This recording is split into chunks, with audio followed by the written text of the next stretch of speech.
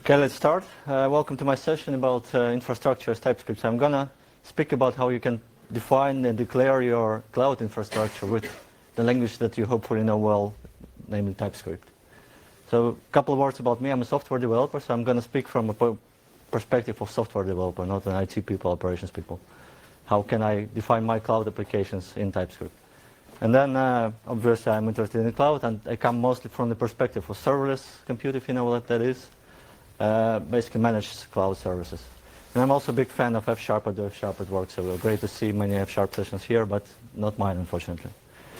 For my session, I'm going to use one sample application. I'll go through building this application in the next 20-something minutes. It's going to be a URL shortener. You probably know what that is, like bit.ly or aka.ms. So it might look like this. You have a screen where you can put a short alias for a link and then the full link there. You save it into the database, and then when somebody goes to your website and then this short alias after the root, it gets automatically a redirect to the URL that you defined. So pretty straightforward. Hopefully you understand the problem we are trying to solve. I'm going to solve it. I'm going to deploy this application to AWS, and I'm going to use serverless. So Lambda functions as the main compute module, and then DynamoDB for SQL Store. So basic layout of my applications, I have two lambdas. If you don't know what lambda is, it's just a piece of code running in the cloud somewhere for you listening for an event to happen, for example, HTTP request. So one lambda is listening to post requests to add new URLs, gets the name and URL from post body, and then it puts it into DynamoDB, which is like NoSQL store in Amazon, managed by Amazon. And then there is a second lambda which listens to all the URLs that people might visit, gets the path, looks up if this URL exists in the database, and then if it does, then it returns 301 redirect to that URL. Pretty basic stuff. So I start with code. This is all code I need for one lambda. It's basically 10 lines of code or so. I import some SDKs. It doesn't really matter, but I import some SDKs. I get object with event. I get the path from that event. Then next I make a query to the database, namely DynamoDB. I construct the request, get the response if it exists. Then I will return 301. If it doesn't exist, then I will return 404. So this can be done in like half an hour. Obviously I need the second function, which I don't show here, to add URL, but it will look almost exactly the same, but just sending data to Dynamo instead of reading it. Pretty basic. Now, how do I deploy this to Amazon? Well, actually, the actual setup is a bit more complicated than my first diagram because lambdas cannot work directly with HTTP. So I need to put an API gateway in front of it. Also, I need to store my site somewhere. I choose to store it in S3 bucket, which is like a file store in Amazon. So I need two more pieces in my puzzle. And of course, I need to wire them together. So I need to set up all the permissions to access from API gateway to lambdas, from lambdas to Dynamo. I need to put my objects into the bucket. I need to define the API gateway is quite a complicated beast. It needs stages, deployments, endpoints, whatnot. Doesn't really matter. There are a lot of moving pieces. When I count this, it's about 20 resources that I need to provision just to run this small application, which is about 20 or 30 lines of code so far.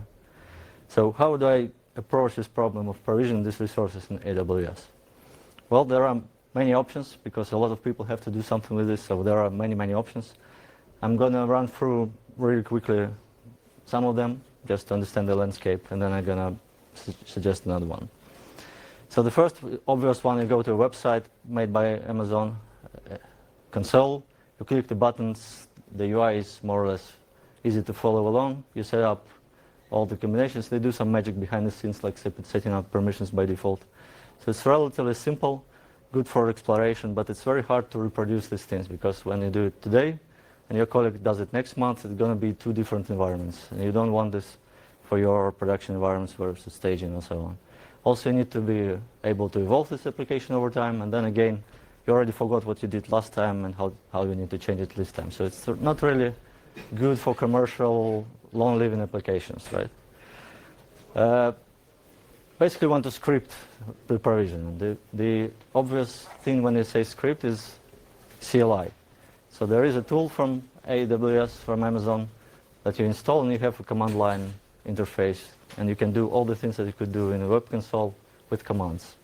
Now it's a bit harder to discover all those options, but once you're done with the script, you can save it to your source control, and then at least you can share it with colleagues and reuse it for the future. The problem with scripts is that they are very imperative. So you say what to do step by step in exact order instead of describing your environment, your desired environment as you want it to be. So you really have to say what to do in exact order instead of describing how you want your environment to look like what. So there are tools, and this concept is called desired state configuration. So you describe a desired state of your system. And then whatever the current state of your system is, you say, please migrate my system from this state to my desired state and go figure out how to do this in an optimal way. That's the idea of this kind of tools. The default one for AWS is CloudFormation. Basically, you write your YAML files, which are text files, essentially, with all the definitions of resources. That's just a small example. There is a URL shortener example on the web, which I found. It takes about 300 lines of this file to define that simple application. So it's quite verbose, and also you don't get things like IntelliSense or compile time check, because it's just text file. So can we do better? Actually, it's also very specific to AWS. So if you want to move to Azure, you basically lose your skills there. Another option is Terraform, very popular in the community. It's open source. It works for multiple clouds, so you can more or less transfer your skills between clouds, although the exact definitions of resources are not going to be different. But at least you know the way you work, and you can reuse some skills there. They use their own proprietary format, but it's again a text-based format. And another example that I found was about 500 lines of Terraform to produce environment for Amazon-based URL shortener. It might be more complicated than mine, but still, it's a lot of code, order of magnitude more markup than the actual code in Lambdas. Okay, so there are also more specialized tools that raise the level of abstraction, like serverless framework. It's still textual files. It's still YAML in this case. It works for multi-cloud, but it's focused on serverless applications. So you can define Lambdas with less lines, let's say, and then bind them to the resources, to event sources, API gateway. So the same code is like 100 lines of code, or even less, maybe 70. It's more succinct. It's easier to learn, obviously, but it's not universal. You cannot use it for all the resources in AWS. You only use it for a subset of those resources. So what have we learned so far? What are the desired properties of the tool that can provision infrastructure for us? It should be scriptable. It should be able to reproduce it multiple times. Multiple deployments should give the same result. It should speak in the language of desired state. So I want to describe my environment and then ask the tool to provision it and I don't care how. Ideally, it should be universal for any service in the cloud, and also multi-cloud, or maybe even applicable for hybrid scenarios like Kubernetes or whatnot. And then the question mark is language. All the tools that I mentioned so far, they are using some sort of textual markup, YAML files, most probably, especially in Kubernetes space. So is that ideal? Well, I say that I want to use the same language that I already know, for example, Typescript or C# or F#, instead of markups. And I want to get all the benefits of those tools that I already have, like IDEs and compiler, code completion, IntelliSense, to provision my environment. And the library which does this is called Pulumi. So for the rest of the talk, I'm going to talk about Pulumi as a library. The promise is basically that it does all of this, but also you're defining infrastructure in the language of your choice. And at the moment, I think they support TypeScript, Python, and Go. C#, F# might be coming in the future because those folks come from Microsoft background mostly, but it's not there yet.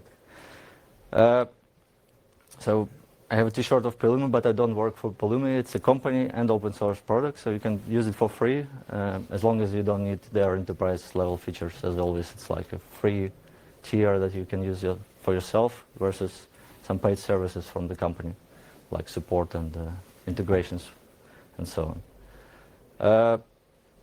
It's all open source. I did a couple of contributions. It's mostly, the engine is in Go, and the libraries on top of it are mostly in TypeScript. That's kind of, so at this point I want to switch to the first demo. It's probably too big.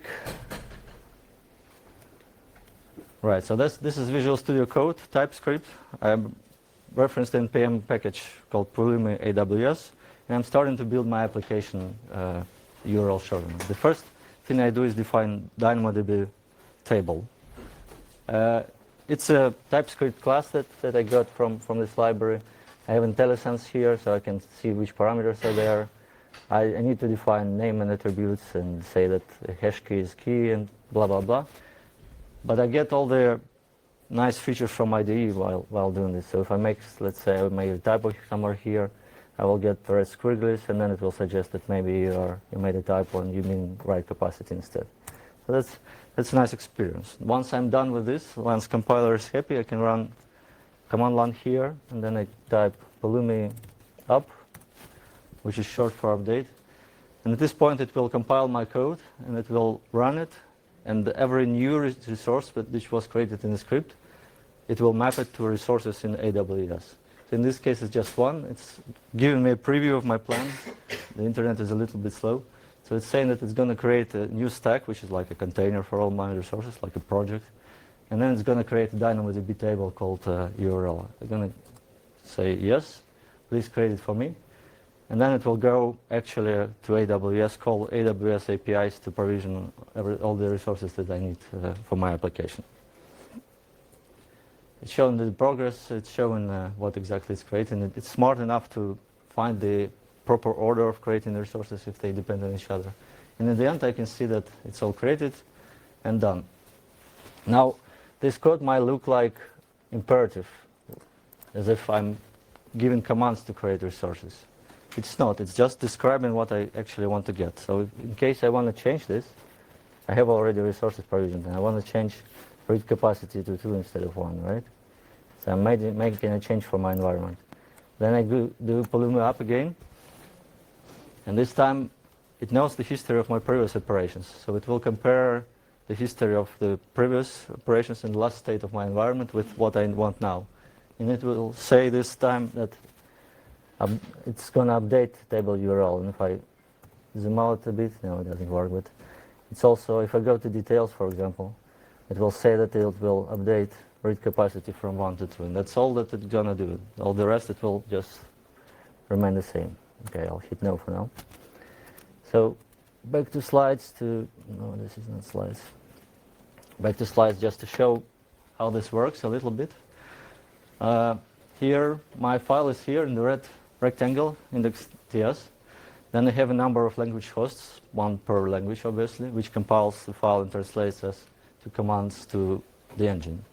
Then there is an engine which also keeps the last deployed state in the database. It can be on Pulumi's backend on their side, or it can be a local file just stored in your system or on a shared drive or anywhere, source control. And then the engine is smart enough to figure out what the exact commands that it needs to do. And then it translates the resource tree that it compiled from the compiled language into create update commands to the cloud provider. And on the backend, there are plugins for every provider that you can think of, or major ones. This is not the complete list. Also for Kubernetes and some other stuff. And at this point, it's quite dumb. It's saying create this, update this, delete this. It's not the new provider. Creating a new provider is a feasible task. So back to the demos. I'm gonna switch to number 1. So now I extended my script. Now it's the same DynamoDB that I had before. But also I defined all the resources to create one AWS Lambda and put API gateway in front of it. And you see that the code starts to grow. It's still very much typed, and I use instances defined on top, on the bottom. For example, here I use the DynamoDB table to configure my AWS Lambda environment variables. And if I make a stupid thing and I forget name here, try to assign something which doesn't fit type twice, it will say that I'm doing something wrong and will make me fix it before I break my environment, which is very powerful and very short feedback loop. You see that it's still a little bit low level. I have to reference a folder in my file and then say which function I want to run from there. And if you look at the API gateway, it's a lot of like very hard to read stuff in order to configure a very simple thing. So it works, but it becomes again comparable on the length with what we've seen before with textual templates, YAMLs, and so on. So can we do better? Can we make it actually shorter? And here again, we can use the power of real programming languages. We can start inventing abstractions. So on the next step that I did is that I keep my table as is, that's fine, but then I define my own Lambda component. I reference it from the Lambda file. So I define my own component, and then I abstracted away all the machinery that I need to provision a new Lambda with permissions and so on, but I only expose the options that I care about that will differ from one Lambda to the other. And this time it's very short, very brief, and I was able to do this because I'm using a real language which allows classes and components and functions and so on. So in this case, Lambda just defines the folder that I need to look at, and then entry point for the code, and some environment variables. REST API is even simpler. Like it's literally 3 lines of code, and I just say that it should react on this path and then call this Lambda. And if we look at the controls themselves, that's where all the smart things are. So the policies, permissions, everything is once here. That's my interface for options that I want to define while constructing the Lambda. And then the component extends Pulumi component resource. And that's the key way to explain to Pulumi that I'm creating a custom control, which will create a child controls inside of it. I'm also saying the name of my component, and then create everything inside. So when I switch to command line, I've already ran this to save some time. So you can see that now you can see how complicated it is. It has 11 resources to create, and that's just half of the application, just one Lambda. But you can see, if you look really carefully, that there is 3 structures here. So my component FOSDEM Lambda and FOSDEM endpoint, they are on second level after the stack. And then everything that they create go one level deeper. So you can visualize your structure. There are also tools to like make a picture of this, out of your environment. Visualize the structure of your deployment and then see what exactly gets provisioned and so on. So with these tools, you can, for example, create a library inside your company and then share it between multiple teams, or even make an open source contribution. There are lots of Pulumi controls out there contributed by somebody, and then they can be reused. Actually, Pulumi team themselves, they came up with a library of controls that are quite helpful in my scenario. So that's my next example. So this is now the full application of URL shortener with both lambdas and UI. And it looks, it's 44 lines of code without any components of mine. So one line to define DynamoDB table, named URLs and with key name. Then I start declaring API in here, just a control. Then with one line I can say that all the static files should be served at the root from the www folder that I have on my disk. That's for serving the user interface, JavaScript, and HTML. And then interesting thing happened. We have a blend of resource provision and the code itself, because we say for my API, when I get a request of this shape, URL and then template, then I want to execute this code. So this looks very much like Express application that you would write in Node.js. You just have your resource and then a callback on it, and there you define the code. What Pulumi will do, this control will do, they will serialize this code at compile time. They will zip it, they will upload to AWS with all the modules, NPM modules that it references, for example. So you can do anything here. There are no limitations, or maybe temporary limitations, I don't know. It's still on preview version, I think. It's still not 1.0 yet. But in theory, it works. Also in simple cases like this. And then in the body, you can do your TypeScript, use use actually the resources which I defined outside the Lambda. You see that I defined my template in the script above, and then I'm using it here without the need to know how my AWS DynamoDB table is called and so on. I just say get, and then I get URL back, and then depending on the URL, I make a response to Lambda. You can also imagine, like, for example, having a queue where you say new queue here and then queue on new message, and then you define a handler. So you blend together the definition of infrastructure and code. Infrastructure plus code is 40 lines of code in this case. That's the second Lambda which reacts to post. Actually, there is a third one which just lists all the URLs for the pipeline. Now, if you look really closely at this script, the only mention of AWS is really here when I reference Cloud AWS. For the rest, it's all table, API, and then some callbacks.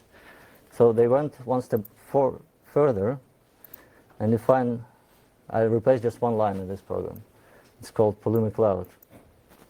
And all the rest stay the same. Well, I renamed AWS to Cloud also. So now I define that in my configuration file, I want to use cloud provider AWS and the region.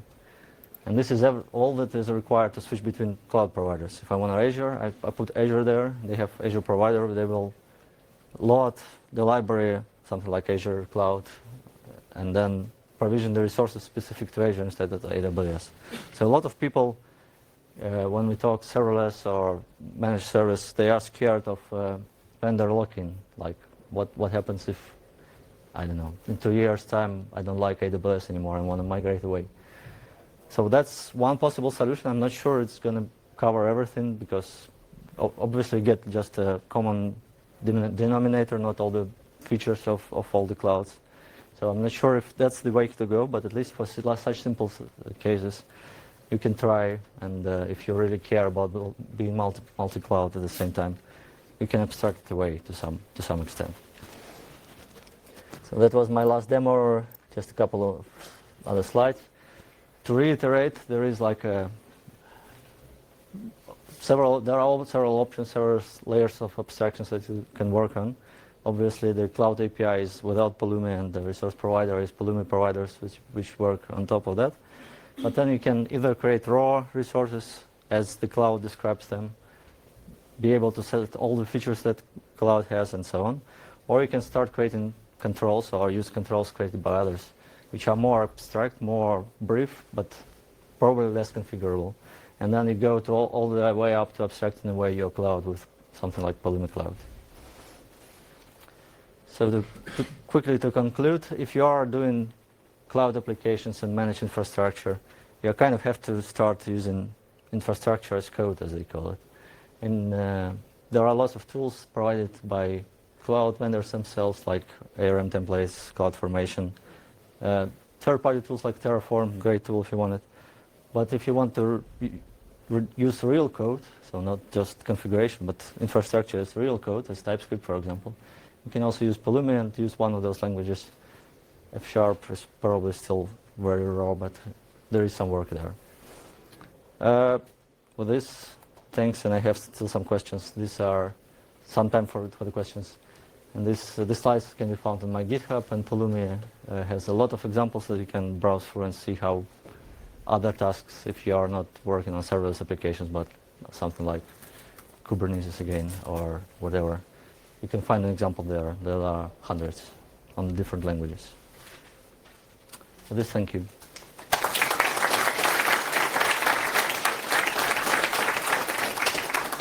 Questions? 5 minutes. Yes. You said it stores your previous cloud configuration, compare against that, and load it. Then often your cloud will something will go down. Can you query the current config state instead? From the cloud? Yeah. Yes, you can. Yeah, there is a command called Pulumi refresh. It will go fetch the current state of your resources. So if you change it manually or delete something manually, you can say Pulumi refresh, and it will ask you whether you want to overwrite your state with the current state, and you will sync it back.